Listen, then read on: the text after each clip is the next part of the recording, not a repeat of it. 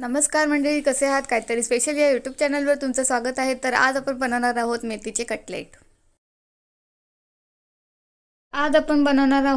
Cutlet. त्यासाठी लागणारी सामग्री: स्वच्छ धुवून कापून घेतलेली मेथी, बेसन, पोहे, लांब चिरलेला कांदा, अद्रक, ओवा, 4-5 हिरव्या मिरच्या, हळद, मीठ. आता आपण पोहा, मिरची आणि अद्रक एकत्र वाटून घेऊयात. तर आता आपण मेथी घेतलेली आहे. आता हा वाटलेला मसाला, बेसन घ्यायचंय,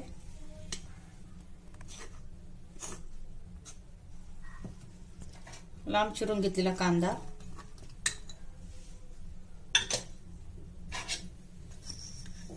ओवा,